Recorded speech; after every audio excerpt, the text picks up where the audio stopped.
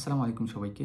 আজকে আমি আপনাদের সাথে কথা বলবো সুইডেনের স্টুডেন্ট ভিসা অ্যাপ্লিকেশন করতে কী ডকুমেন্টসের প্রয়োজন পড়ে। নরমালি সুইডেনের ইউনিভার্সিটিগুলোতে অ্যাপ্লিকেশন করতে হয় একটি সেন্ট্রাল পোর্টাল থেকে, যার নাম হলো admission.se।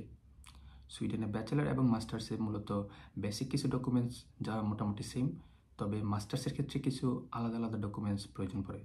সুইডেনে অ্যাপ্লিকেশনের জন্য প্রথম যে ম্যান্ডেটরি ডকুমেন্টটি প্রয়োজন পড়ে সেটি হচ্ছে আপনার একটি ভ্যালিড পাসপোর্ট। সাধারণত সুইডেনে ভিসা অ্যাপ্লিকেশনের সময় 13 থেকে 24 মাসের রেসিডেন্ট কার্ডের জন্য আবেদন করা হয়। সেক্ষেত্রে আমি আপনাদেরকে সাজেস্ট করব আপনার পাসপোর্টের মেয়াদ যেন মোর দেন 2 ইয়ার্স ভ্যালিড থাকে। তারপরে যে ডকুমেন্টটি প্রয়োজন হবে সেটা হচ্ছে আপনার একটি ভ্যালিড ল্যাঙ্গুয়েজ প্রফিসিয়েন্সি সার্টিফিকেট, সেটা IELTS, টোফেল কিংবা পিটি হতে পারে। আর আপনারা যারা বাংলাদেশ থেকে ব্যাচেলর কমপ্লিট করেছেন ইংলিশ লিটারেচার কিংবা ইংলিশ ল্যাঙ্গুয়েজ থেকে, তাদের কিন্তু কোনো প্রকার ইংলিশ প্রফিসিয়েন্সি সার্টিফিকেট প্রোভাইড করতে হবে না। আপনি যদি সুইডেনে ব্যাচেলর আবেদন করতে চান, সেক্ষেত্রে আপনার এসএসসি এবং এইচএসসির সার্টিফিকেট এবং মার্কশিটের প্রয়োজন হবে।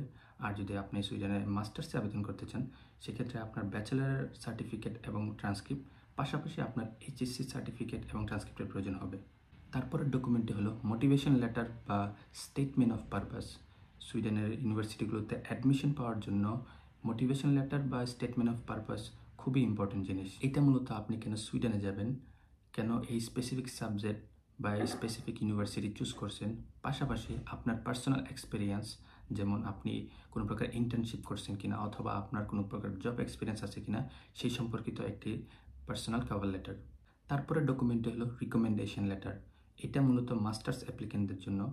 আপনি আপনার ব্যাচেলর যে ইউনিভার্সিটি থেকে কমপ্লিট করেছেন, সেই ইউনিভার্সিটির টিচার থেকে 2টা রিকমেন্ডেশন লেটার নিয়ে নেবেন।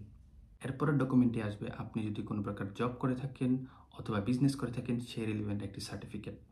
সর্বশেষ ডকুমেন্টটি হলো আপনার একটি ইউরোপাস সিভি। আপনি আপনার একাডেমিক এবং প্রফেশনাল ক্যারিয়ার রিলেটেড সকল প্রকার ইনফরমেশন এই ইউরোপাস সিভিতে অ্যাড করে নেবেন। আর এই সমস্ত ডকুমেন্টগুলো স্ক্যান করে PDF ভার্সন করে নেবেন, পাশাপাশি ডকুমেন্ট টাইটেল অ্যাড করে নেবেন, যেন অ্যাপ্লাই টাইমে আপনার বুঝতে সুবিধা হয় আপনি কোন কোন জিনিস আপলোড করতেছেন।